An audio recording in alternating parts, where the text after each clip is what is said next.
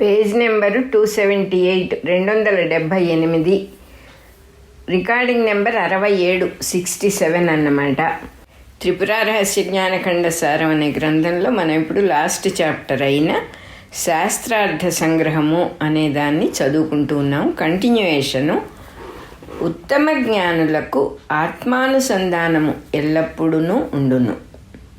అనుసంధానం యొక్క బలము వలన వారికి కర్మఫలము ఎప్పుడో జరిగిపోయిన దానివల్లే తోచుచుండునే కానీ అప్పుడు జరుగుచున్న దానివల్లే సుఖదుఖములను కలిగింపదు.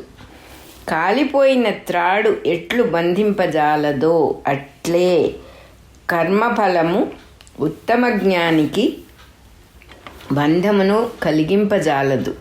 స్త్రీవేషమును ధరించి నటించుచున్న పురుషుడు నాటకమునందు భర్తృవియోగము సంభవించినప్పుడు దుఃఖమును, పుత్రప్రాప్తి యందు సంతోషమును ఎంతగా ప్రదర్శించినను వానికి యథార్థముగా ఎట్లు దుఃఖము గాని సుఖము గాని కలుగదో అట్లే ఉత్తమ జ్ఞానియు రాజ్యప్రాప్తి, పుత్రవియోగము మొదలగు సంఘటనములలో సంతోషమును దుఃఖమును ప్రకటించుచున్నను వానికి యథార్థముగా సంతోషము గాని దుఃఖము గాని కలుగదు. అతడు సకల సంఘటనములను అద్దమునందువలె ఆత్మయందు తోచుచున్న ప్రతిబింబములనుగా చూచుచుండును. అందువలన అతడు సంతోషించుచున్నట్లు దుఃఖపడుచున్నట్లు ఇతరులకు కనిపించుచున్నను అంతరంగమున ఎట్టి వికారమును పొందడు. అందువలన అతనికి ప్రారబ్ధ కర్మ ఫలము కుందేటి కొమ్ముతో సమానము. అజ్ఞానులకు ఆత్మస్వరూపమే తెలియదు కావున వారు దేహాభిమానముతో జగత్తును సత్యముగా తలచుచు సుఖదుఖములను పూర్ణముగా అనుభవింతురు. మందజ్ఞానులకు ఆత్మ శుద్ధ చిన్మయమని జగత్తు అసత్యమని దృఢముగా తెలియను. అయినను ఆత్మానుసంధానము యొక్క అభ్యాసం అల్పమగుట వలన పూర్వవాసనల యొక్క ప్రాబల్యము చేత అప్పుడప్పుడు దేహాభిమానము జగత్తు సత్యము అను భ్రాంతియు కలుగుచుండును. మరల వెంటనే వారు జ్ఞానాభ్యాసము యొక్క సంస్కారము వలన దేహాభిమానమును జగత్తు సత్యము అను భ్రాంతిని తొలగించుకొందురు. ఇవి ఒకదాని తరువాత ఒకటిగా సంభవించుచున్నను రెండునూ సమానములు కావు. ఆత్మజ్ఞాన వాసన భ్రాంతి వాసనను బాధించును, భ్రాంతి జ్ఞానమును బాధింపజాలదు. అందువలన అప్పుడప్పుడు భ్రాంతి కలుగుచున్నను మందజ్ఞాని మరల యథాపూర్వముగా సంసారమున పడడు. అతడు క్రమముగా భ్రాంతి వాసనను తొలగించుకొనుచు ఆత్మజ్ఞానమునందే నిలుచును. మధ్యమజ్ఞానికి ఆత్మజ్ఞానం ఎప్పుడునూ విస్తృతము కాదు. అతడు బుద్ధిపూర్వముగా కోరి తెచ్చుకొనినట్లుగా అప్పుడప్పుడు అతనికి మిథ్యాజ్ఞానం కలిగి వ్యవహారము జరుగుచుండును. ఇది జ్ఞానయోగ సిద్ధుని లక్షణము. ఇంకా సాధకుని లక్షణము వినుము. సాధకుడు ఎంతగా సమాధిని అభ్యసించుచుండునో అంతగా వానికి ఆత్మజ్ఞానము దృఢముగా భాషించుచుండును. సమాధి యొక్క అభ్యాసము పూర్ణమైనంతనే ఇతడు సిద్ధుడై మిథ్యాజ్ఞానమును వ్యవహారము కొరకు ఇష్టమైనప్పుడు తెచ్చుకొనుచుండును. ఇంకా ఉత్తమ జ్ఞాని యందు సమాధికి వ్యవహారమునకు కొంచెం కూడా భేదము లేదు. ఎందువల్లనగా వానికి ఎప్పుడునూ ఆత్మవిస్మృతి ఉండదు. అట్లయినచో మధ్యమునకు ఉత్తమునకు భేదమేమి? మధ్యమ జ్ఞానులలో సిద్ధుడు మిథ్యాజ్ఞానముతో వ్యవహరించినప్పుడు వాని ఆత్మజ్ఞానము ఎండకు వాడిపోయిన పుష్పము వలె ఉండును. ఉత్తమునకు వ్యవహార దశ యందు కూడా ఆత్మజ్ఞానము కసుగందని పుష్పము వలె ఉండును. అయ్యా, వాస్తవమునకు వీరిరువురకును స్వదృష్టియందు ప్రారబ్ధమే లేదు. ఎందువల్లనగా వీరు ఇద్దరును పూర్ణత్వమును పొందినవారగుటచే వీరికి ఆత్మకన్యముగా ఏదియు భాషింపదు. ఐంద్రజాలికుడు చేయు ఇంద్రజాలము వలె వీరిరువురి యొక్క వ్యవహారము ఇతరులకు మాత్రము యథార్థముగా తోచుచుండును. వారి దృష్టిలో అది అంతయు మిథ్యయే. నీకు సారభూతమైన రహస్యమును చెప్పెదను వినుము. పరమశివునకు ఏ జ్ఞాన దృష్టి కలదో అది ఏ జ్ఞానులకును దృష్టి. శివుని దృష్టికి జ్ఞాని దృష్టికి భేదము లేదు, ఇందు సందేహము లేదు. అందువలన మధ్యమోత్తమ జ్ఞానులకు ప్రారబ్ధ కర్మము లేదు. ఇట్లు హేమాంగదుడు వివరింపగా వసుమంతుడు సందేహములను వీడి ఆత్మజ్ఞానమును విశదముగా గ్రహించి రాజపుత్రులచే పూజితుడై తన నివాసమునకు పోయెను. రాజపుత్రులు కూడా తమ నగరమునకు చేరిరి. దత్తాత్రేయుడిట్లు చెప్పగా పరశురాముడు మరల ఆయననిట్లు ప్రార్థించెను. భగవానుడా, నీ వలన ఆత్మజ్ఞానమును గూర్చి వింటిని. సందేహములన్నయూ నశించినవి. ఆత్మస్వరూపము తెలిసినది. ఎల్లయెడల సర్వాంతర్యామి అయి జ్ఞానమాత్రముగా ఆత్మయే భాషించుచున్నది. అయినను నీవు మొదటి నుండి చెప్పిన అంతకును సారమైన దానిని నేను ఎల్లప్పుడూ జ్ఞప్తియందుంచుకొనుటకు వీలుగా సంక్షేపముగా చెప్పుము. దయాశాలి అయిన దత్తాత్రేయుడు ఇట్లు చెప్పెను.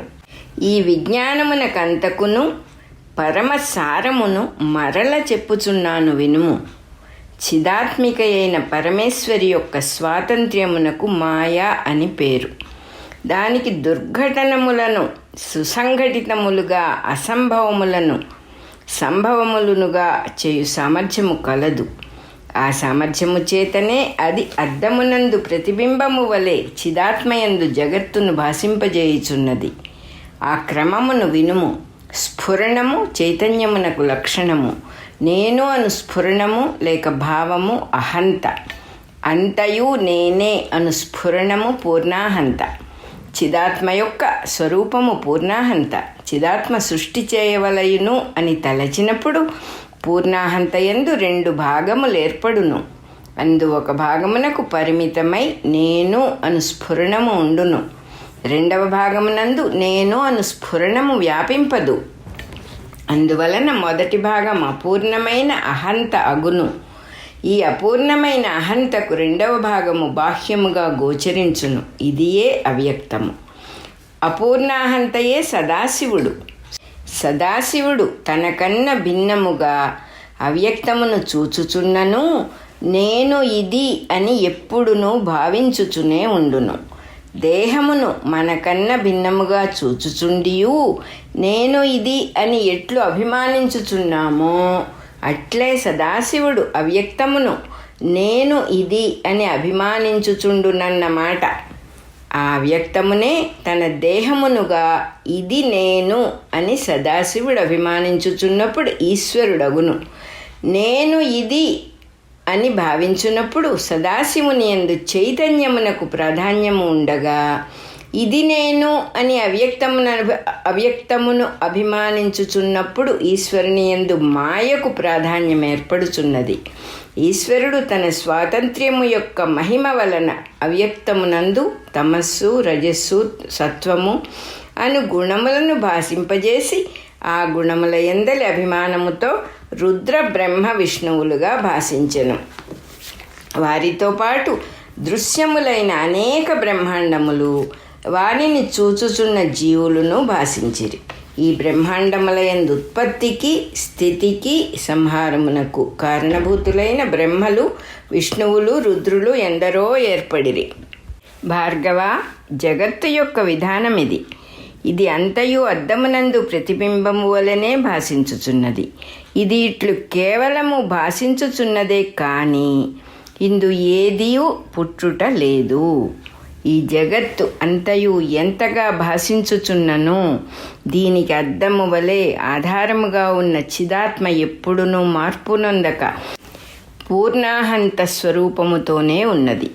చిదాత్మయందు ఎంతగా అనేకత్వము భాషించుచున్నను అది ఎప్పుడూ పూర్ణముగా అఖండముగానే ఉండును. నీవు నీ దేహమునందు అంతటను నేను అను భావముతో వ్యాపించి ఉండియు ప్రత్యేకముగా కన్ను చెవి మొదలగు వానిని అవలంబించి చూచుట వినుట మొదలగు పనులు ఎట్లు నిర్వహించుచున్నావో అట్లే చిదాత్మికయగు పరమేశ్వరియు పూర్ణాహంతారూపమున ఉండియు సదాశివుడు మొదలుగా క్రిమికీటకాదుల వరకును సకల జీవుల యందును అపూర్ణాహంతారూపమైన జీవభావముతో వ్యవహరించుచున్నది. వాస్తవముగా అన్నింటి యందునూ భాషించుచున్న చైతన్యము ఆమెయే. దేహము నేను అనుభావముతో ఉన్న నీవు స్వయముగా వస్తువుల రూపమును రుచిని గ్రహింపలేవు. నీవు చక్షుస్సు మొదలగు ఇంద్రియములతో తాదాత్మ్యమును పొందినప్పుడే ఆ ఇంద్రియముల ద్వారమున రూపము, రుచి మొదలుగా సకల విషయములను గ్రహించుచున్నావు.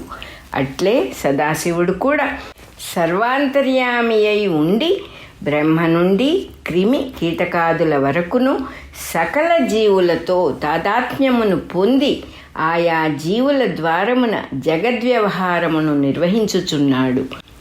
అద్దము తన యందు ప్రతిఫలించుచున్న ఏ ప్రతిబింబము యొక్క విశేషమును గ్రహింపదు.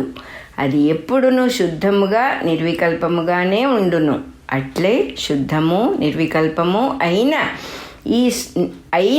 నీ స్వరూపము కూడా దేనిని చూచుట లేదు, దేనిని వినుట లేదు, దేనిని గ్రహించుట లేదు. నిద్రయందు ఇది అనుభవ సిద్ధమే. అట్లే ఆ పరమ చైతన్యము సకల జగత్తునకు ఆధారముగా ఉండినప్పటికీ పదార్థముల భేదములను కొంచెము కూడా గ్రహింపదు, ఏ కార్యమును చేయదు. పరమ చైతన్య రూపిణి అయిన పరమేశ్వరి యొక్క స్వాతంత్ర్య వైభవము వలననే ఈ జగత్తు అంతయు అద్దమునందు వలె ఆమె యందు ప్రతిబింబించుచున్నది. అద్దము యొక్క ప్రకాశమే ప్రతిబింబములకు ప్రకాశమైనట్లు జగత్తు యొక్క ప్రకాశమంతయు ఆమె ప్రకాశమే. మన రికార్డింగ్ నెంబర్లో 67 అయిపోయింది, 67 రికార్డింగ్ నెంబర్ అయిపోయింది.